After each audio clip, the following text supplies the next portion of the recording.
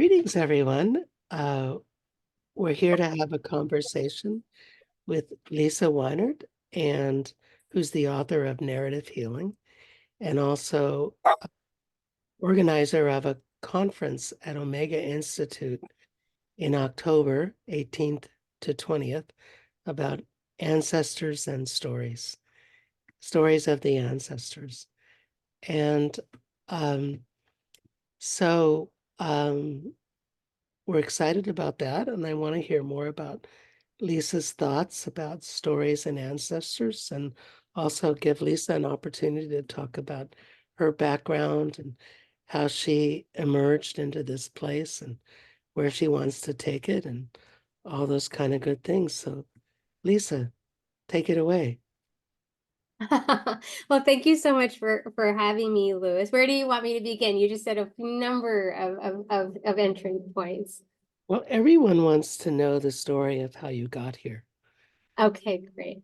I particularly got here by way of you, and I really want to begin there actually, and my gratitude for your work and Barbara's work, in that it was really the first work I came across that offered me a bridge between mindfulness and mind-body study, and also a deep interest in mental health and recovery with the literary world and storytelling, where I came from, which I was that's where I lived, and your work gave me a lot of language and entry to that. So that's why I'm here.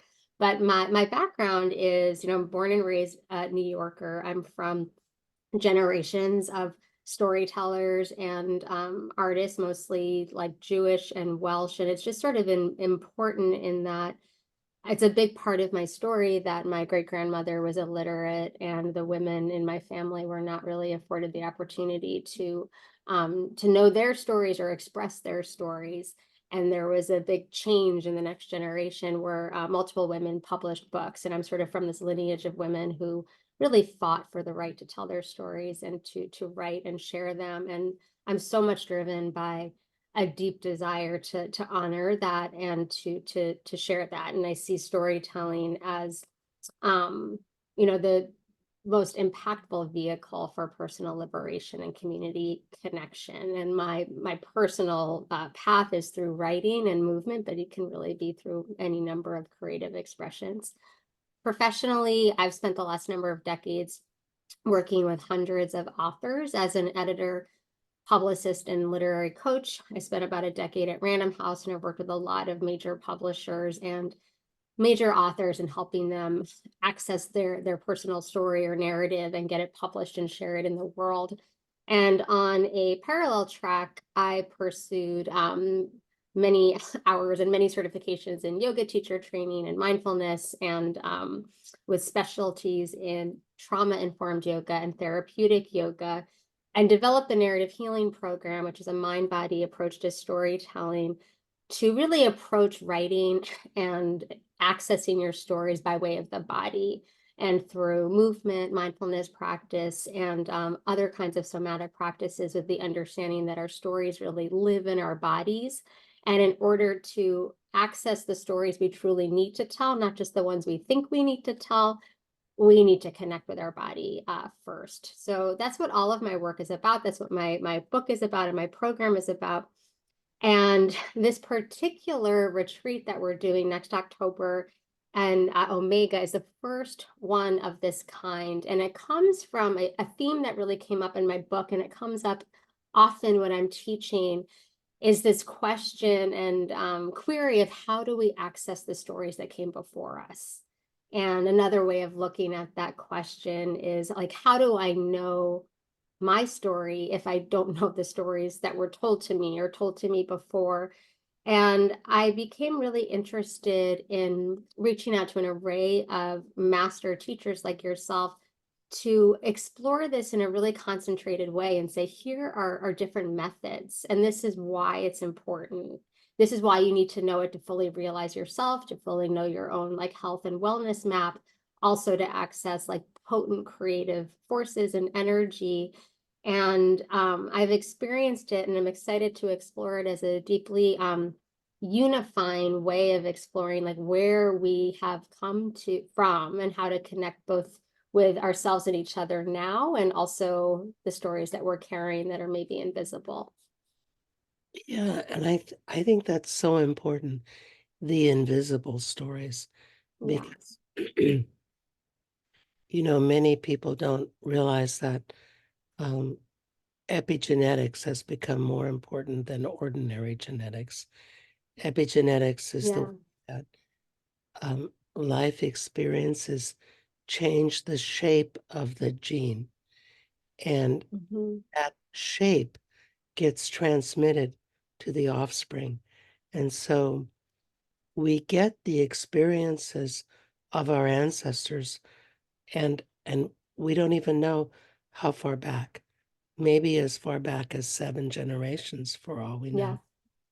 know. And it seems so important to me to know those stories as we reflect upon our own emotions and habits and behaviors. And um, I've been working in narrative therapy for many years, and I've come to see it's merging with psychoanalysis. I'm gonna hold up your book now. Oh, thank you. Thank that it's If you don't have this book, go get it.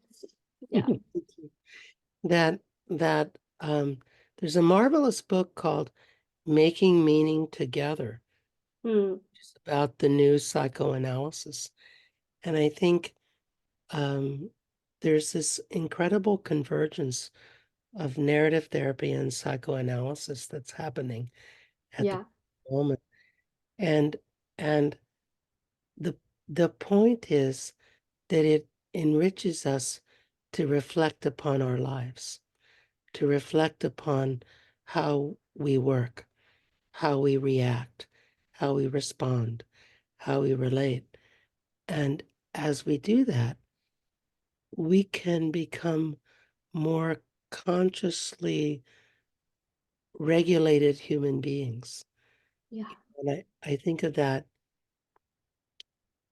I do an exercise in the hospital where um, I find myself walking around, and I I see an instant judgment of someone, maybe because they're fat, maybe because they're old like me, and maybe because they don't have teeth. And I'm like, wait a minute, Yeah. they don't have mobility. And I'm like, that could be you, you know.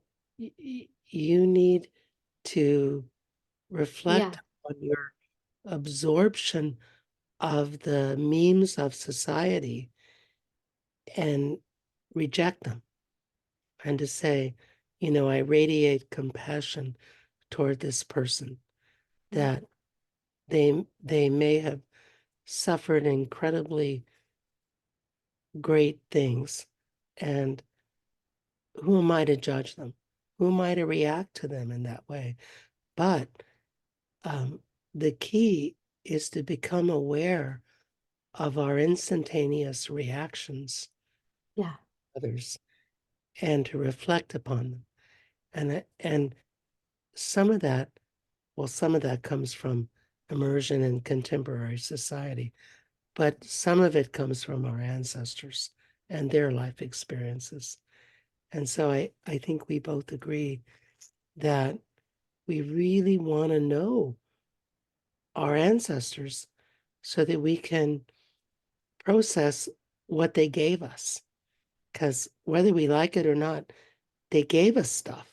Some of it is good and some of it might be bad, but it's their gift to us. And we need to understand it and deal with it and Yeah. change it if we want to, and celebrate it if we want to, and be conscious that we want to move toward being more conscious of all these things. Yeah.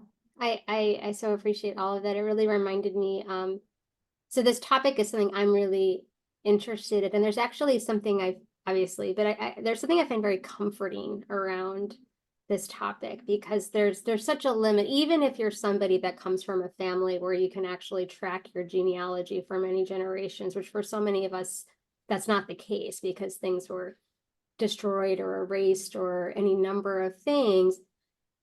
And I've come to explore with various different kind of modalities and approaches, other ways you can access that through spiritual practices or embodiment practices, and also a growing acceptance and awareness that it's not, I don't need to like, do ancestry.com to know the messages my body is telling me. And when I'm walking around and I have those judgments, or conversely, I walk around and I have great, I like feelings of love or connection, I can sense that that's not just me that's here. All these generations and everything before me is living within me, influencing my preferences and my behaviors. And the more I'm able to know who's there, or at least like be curious about it, there's a lot of help and inspiration that's available. And even if it's coming in the form, or also if it's coming in the form of a warning, something we talked about before the session also that has come up when I teach just a little bit, which is why I really wanted to dive in deeper and bring more people who've got more experience than I do with this. There can be the question of, I don't want to talk to my ancestors. Like my ancestors were either like bad people, or I just didn't like them, or I had a bad relationship. And I say a couple of things. I really want to know what you say. One thing I talk about based on some, this really interesting conversation with Kate Johnson, who's a Buddhist teacher, and she talked about being like, be careful which ancestors you reach out to. Like there's discernment involved in terms of who you invite in close, or who you're going to use as a guide or something like that. And there's another method I lean into, that you can also choose people that are not necessarily in your bloodline. Your ancestors could be part of like spiritual teachings and other kinds of creative lineages that are a big part of who you are and where you come from. And then of course there's Maud Newton's book, Ancestor Trouble, and she's one of the teachers joining us, where she does a deep dive into the research of her ancestors, who are a lot of white Americans in the South and part of the slave oppressors, as a way of reckoning and integrating her presence, and also activating deep activism in this life that she's currently in. So I was hoping you would talk a little bit about, like, how do you reckon with like the bad ancestors, or the ones you don't really want to talk to? Well, I think we have to work on radical acceptance of these ancestors, and to understand that we can't really know the conditions under which they became what they became. Mm, And therefore we need to cultivate compassion for them regardless of what they did. And to know that whatever, whomever they were, they've contributed it to us. And so if we're antagonistic or resistant to them, it's because of what they've given us that's still within us. And so the task is to understand what's within us. And when we do that, I think we can eventually come to an acceptance and a compassion for them, because we've resolved it within us. And mm. I would say that's the reason to get to know bad ancestors. And also, Yeah. one of the North American native teachers that I had said that when we heal in the present, we heal 7 generations in the past and 7 generations in the future. And Mm, that's quite a responsibility. So let's say you have a quote bad ancestor. Well, if you can work on healing what they gave you, it may travel backwards and heal them.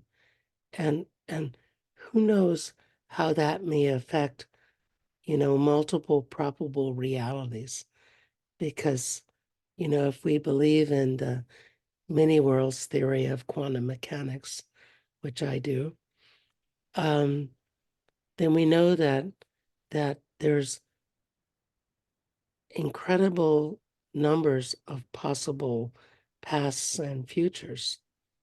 And maybe we can influence the past as well as the future and the present. Mm. Maybe we can heal the past. Maybe we can do something for our ancestors. Maybe they need our compassion. Maybe they need our love. Maybe they need our healing energy. And this whole notion of linear time doesn't exist in quantum physics. It's an illusion of us being creatures who age and die, but it isn't actually reality. It's all one big moment. And so why not get to know them? Why not work on healing the past as well as the future? Um, it makes us, it expands our consciousness, I think, to come to terms with our Hmm. bad ancestors as well as our good ancestors, and to radiate healing and compassion for them. And it makes us grow. It makes us, I don't know what the word is, expansive. Hmm. It makes us better, whatever better is. I mean, Mo better, Yeah. they say in Hawaii. That makes so much sense. One of the people I talked to when I was working on the book talked about an ancestor. This is sort of a simple but very, like, I think about it frequently. It was a uncle of hers who always had great creative dreams, who didn't really fulfill them in their lifetime. And when she's experiencing writer's block, for example, she she will really feel his presence, and she'll sometimes, in turn, just responding to like healing for them, she'll have a sense of like, I can't do this for myself, but I can do it for him, and that'll get her to the next page. And I just wanted to give that as an example of how I don't know if practical is the right word, but it can be a very tangible part of your daily day-to-day like humdrum activities when you realize just how many more um presences or essences or histories are within you, and it just makes your own story come alive so much more. That's so true. And I think, I want to tell a story about the benefits of Ancestry.com have, because have you um done this yeah, yourself? yes. Okay. So I grew up in southeastern Kentucky, Mm-hmm. uh, among Cherokee people, and recently um an activist challenged me to prove that I had Cherokee ancestors. And I found them on Ancestry.com, about 140 of them in Rockcastle County, Kentucky, which is on the Tennessee border, uh, just north of Knoxville, Tennessee. And I found two amazing ancestors that I'm trying to connect with right now. One of them was born in 1866, and his name was Abraham Lincoln Shearer. And the other one was born in 1868, and his name was Ulysses S. Grant Shearer. And uh, so I found all these Cherokees from Rockcastle County, Kentucky, about 140 of them through Ancestry.com. Only a few of them were on the official Cherokee registry, because why would you be on the registry in 1860? I mean, Yeah. there was no advantage to that. No. But so I'm trying to meditating on these colorful characters to try to invite them to speak to me. And I'm getting a Mm. few messages. Um, clearly their parents were anti-slavery, pro-union, given their names. Mm-hmm. Um, but it but it's kind of fun, to meditate on them and to invite them to communicate with me and you know, um, just to wonder about their lives. And all of my relatives had about 13 children. Yeah, so you got a lot of visitors coming in. A lot of possibilities. Can Exactly. you say a little bit more just for people listening who might not like what that actually looks like when you're meditating and listening to them? Like what would that look like as a practice? Well, I work on emptying my mind, on eliminating thought and um, focusing upon I start by focusing on their names because I know their names, Mm, and I invite information to flow, and I work hard at not making up stuff, but just being a receiver, mm-hmm. sort of like a radio, and just taking in images and glimpses. And for me, I do a lot of walking meditation, and um, and so things just float in as I'm walking. I remember I did a 4-week retreat with Thich Nhat Hanh once, and he said Americans should start with walking meditation because it's too Yes. frenetic to do anything else. Mm-hmm. And I I I find that walking meditation is really conducive to me. I like it a lot to be really mindful while walking and to Mm-hmm. be open to a flow of information. And so I'm just cultivating. This is relatively new for me. It's like in the last month that I've discovered these characters. And That's so, so cool. yeah, yeah. Are you discovering people who are alive that you're communicating with? No, I found two sisters who are alive and they blocked me. So Oh. because I Maybe they had too many. This has happened before. maybe my father is untraceable. I I've spent 50 years looking for my father and he is Mm. untraceable. But I found two sisters in Los Angeles. My father theoretically was Lakota from Pine Ridge, and Mm-hmm. uh, he and my mother would have gotten together in 1953 during the Korean at a USO dance. And I've been looking for him for a long time. And on ancestry.com, I found two sisters, and they live in LA, and they immediately blocked me. So, so what can you do? That's so interesting. You're gonna have to connect with them in other ways. I guess so. More energetically, yeah. Yeah, yeah, Mm.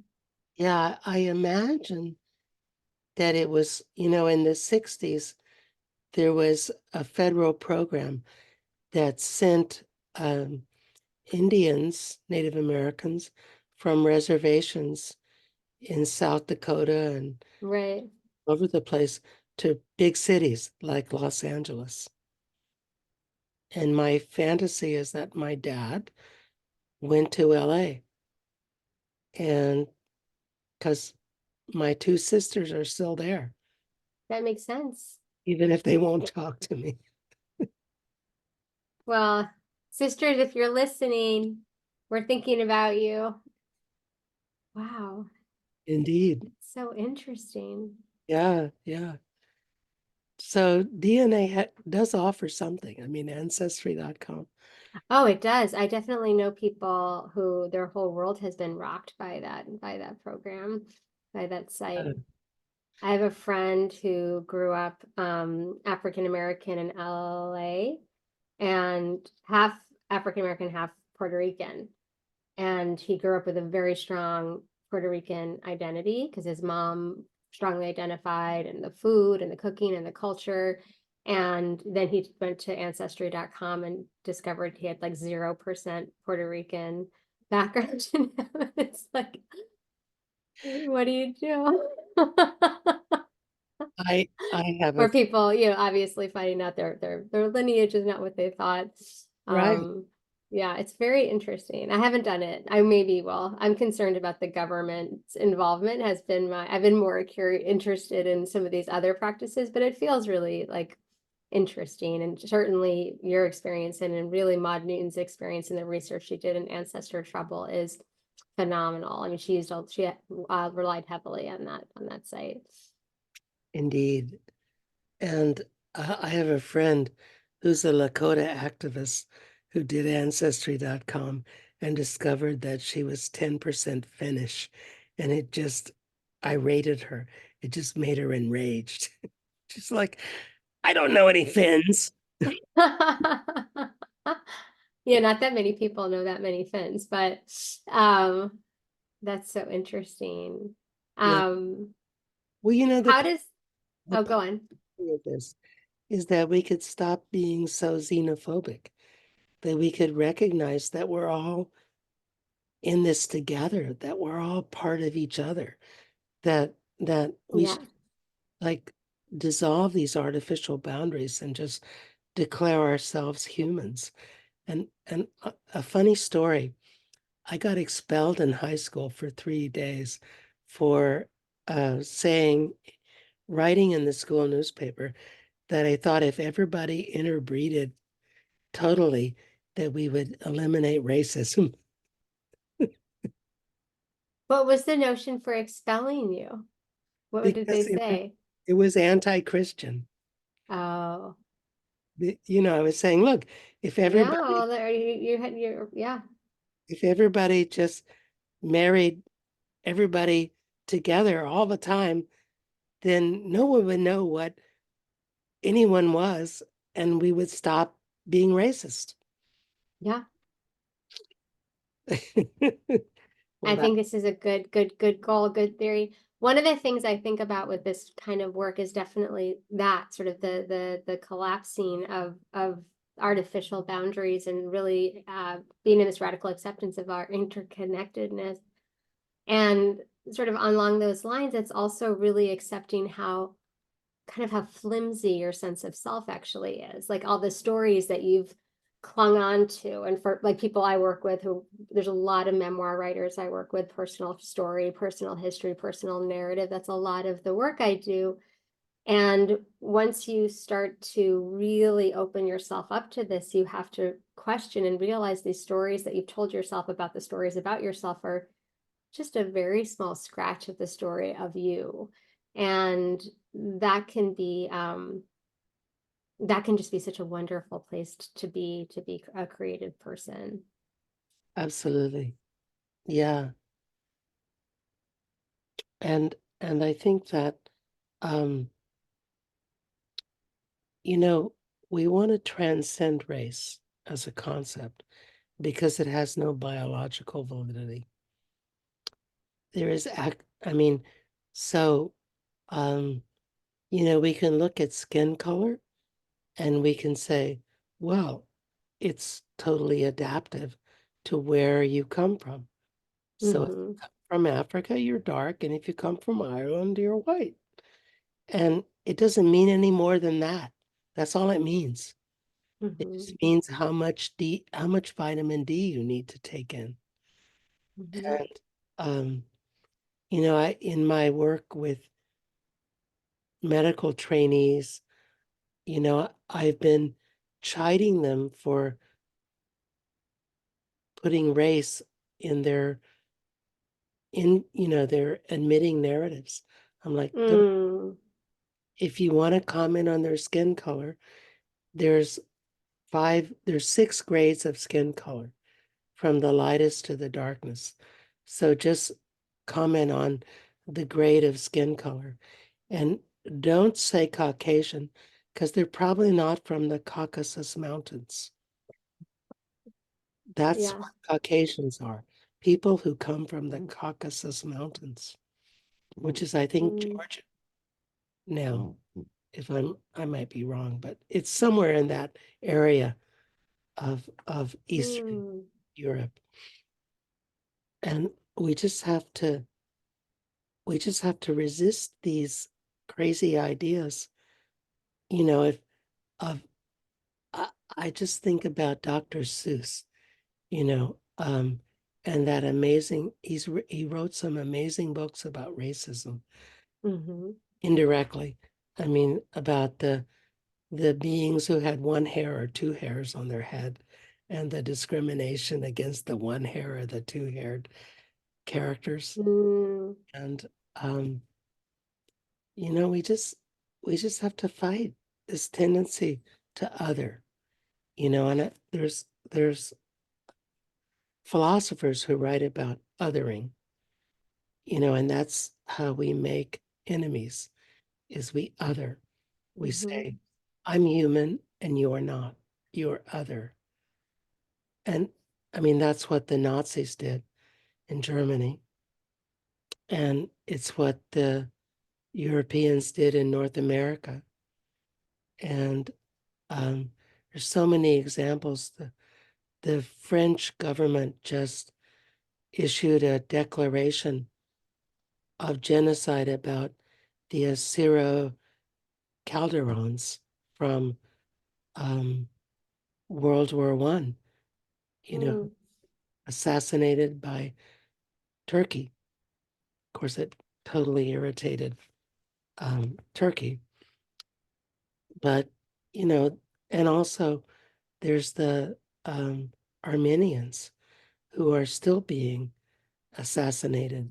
I mean, experiencing genocide in Azerbaijan and places like that. So it just seems so important that we grow up. And if we know our ancestors, we can better grow up. Mhm. I think that's what we're saying, is get to know your ancestors, good and bad, so you can grow up, you know, and evolve and Mhm. become more enlightened about, you know, I think of the Dalai Lama, about compassion, you know, and um, just loving each other. Yeah, something that I was thinking about, you were talking earlier about different populations who feel the trauma of generations past, and you mentioned like native of North America in terms of genocide and mass atrocity, as well as Holocaust survivors, and we can add sort of African Americans and slavery. And one of the things I was learning about recently was just as studying the history of Holocaust denial, sort of historically, not necessarily in an embodied way, and learned there was a recent study done in 2020 that something along the lines of 63% of Americans, especially under the age of 40, basically don't think the Holocaust happened, and whatever happened is dramatically over exaggerated, and they think it was something more like 1,000 or maybe 1 million at most, but definitely not 8 million. And it got me thinking about this topic of knowing your ancestors in a from the perspective of public policy in a way, and understanding people's behavior. Like if we the sort of the we talked about the question of why does this matter? Why know your ancestors? And if we don't know our own histories, we can't actually like understand what's actually happening around us. Because whether people know all those statistics or not, we're definitely aware of rising rates of hatred and that kind of thing. And um, knowing this makes it even more important to really to know your story, know each other's story. And something I was thinking about and listening to is how like how you might incorporate this. You write so beautifully in so many of your books about how you incorporate storytelling into your clinical practice, and you dip into various traditions that you've experienced, like personally and also professionally. And how do you, or do you want to incorporate ancestral stories into your clinical practice, or what might that look like? Well, I think we need to bring the ancestors into the work that we do. And Yeah. and whether it's their stories or stories, cultural stories that come from our ancestors. So I've been working recently with a Lebanese client, and I've been inspired to find Lebanese stories. And it's very interesting. They're very good stories. I'm sure. Yeah. And I've been telling her Lebanese stories with slight modifications to inspire her to transform and grow. Um, but I think that invoking bringing in the Lebanese stories brings in her culture. It Yeah. and it they're they're not stories that I knew at all before, and I had to go to Google to find Lebanese stories, and I found a book of Lebanese stories. And what's so interesting is she didn't know any Lebanese stories. And so I'm sort Yeah. of connecting her to that ancestral thread and and trying to make it therapeutic, like finding ways in which those characters from her culture can be present for her in the now and be healing for her in the now through what they have to say. That obviously I'm speaking because I'm speaking the stories that she doesn't know. Mm, And it's working. I mean, she's finding inspiration from these characters and beginning to reflect upon her origins and her culture and her power and hmm. the beauty of her culture. And um and it shows that you don't have to be very smart to do this because I didn't know anything about Lebanese stories. Yeah. Sure. You know, but I'm just giving her seeds that she's running with. Like she's watering and growing the seeds into plants. And my work is to just give her the seeds, get her started. Like it's like, Mm, you know, jump starting a battery and then yeah. it goes. I And like that. and I think, that's what we can do for people therapeutically. Hmm. We can connect them to the power of their ancestral heritage. Even if they had bad ancestors, they still have a powerful ancestral heritage. Yeah, absolutely. I think the thing you said earlier is what really resonates with me so much is that, they're there whether you're aware of it or not. And that's that's really how I what motivates me so much is there's so much help and guidance and context and many wonders available that we don't need to go searching for. We need to actually become receptive to. And one of the things I've found about looking at our stories this way is exactly what you've been touching on, is how profoundly unifying this is. Like the more and more we know about where we're from and what's being told to us, the more and more we realize all the webs of connection between us.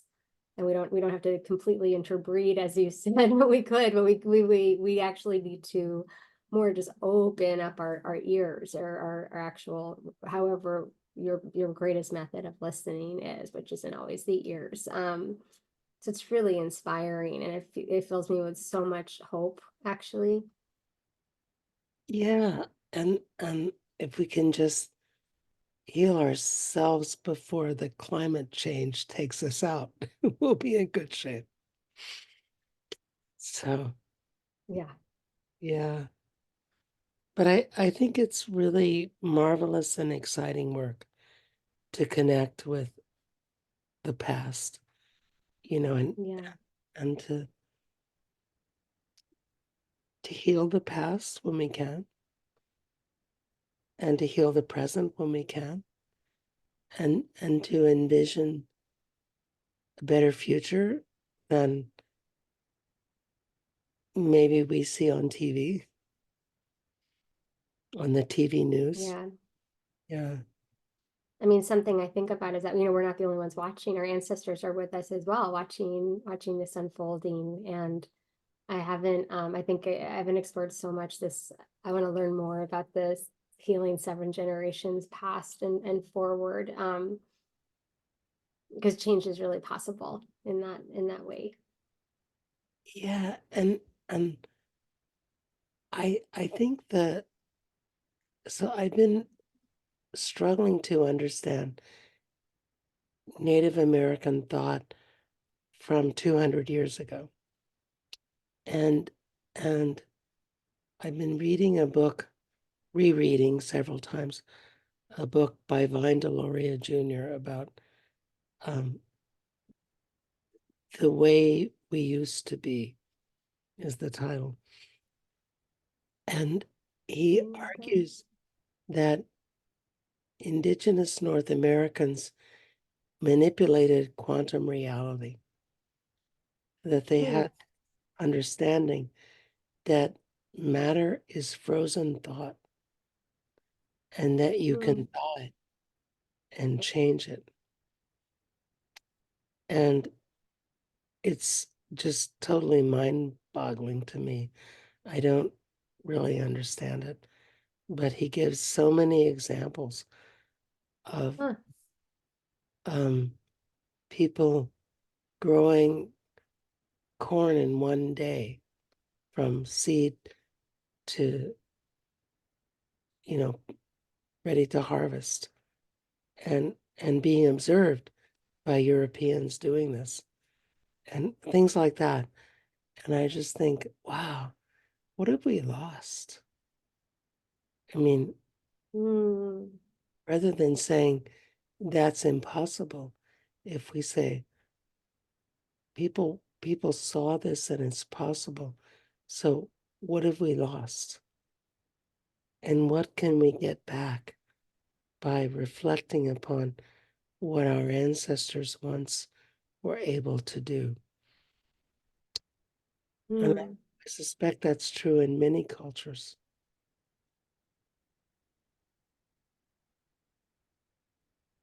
So much to explore. I'm writing this down.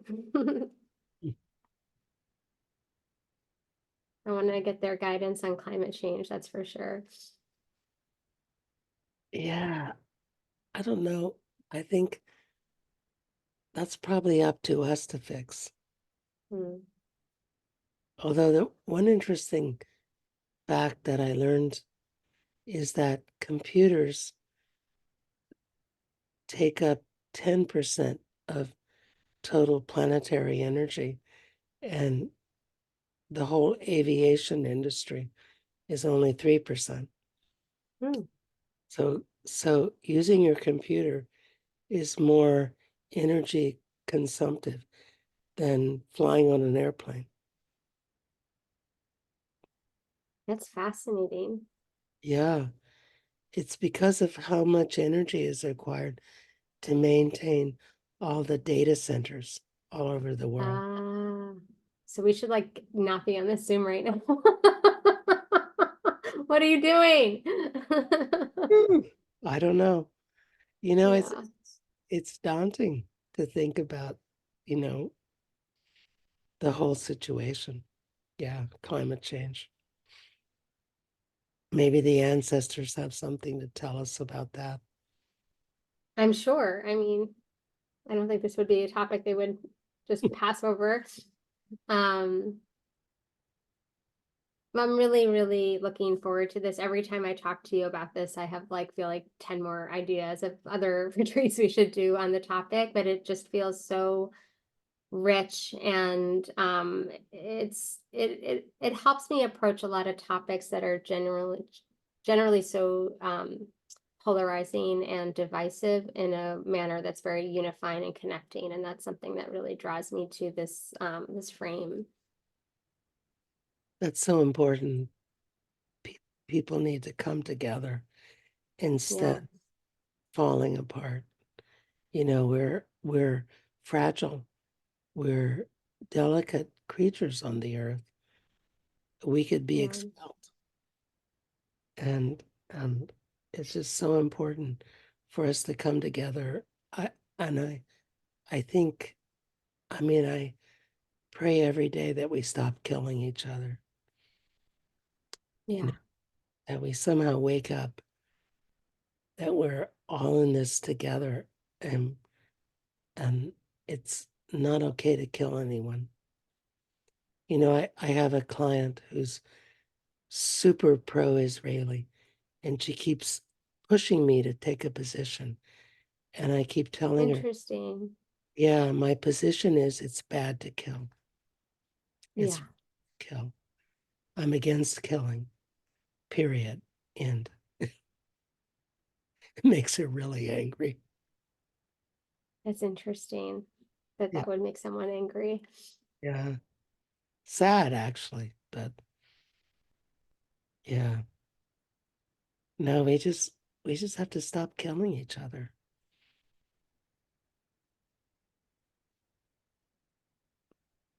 Wasn't it? I mean, I think about John Lennon. Love is all you need.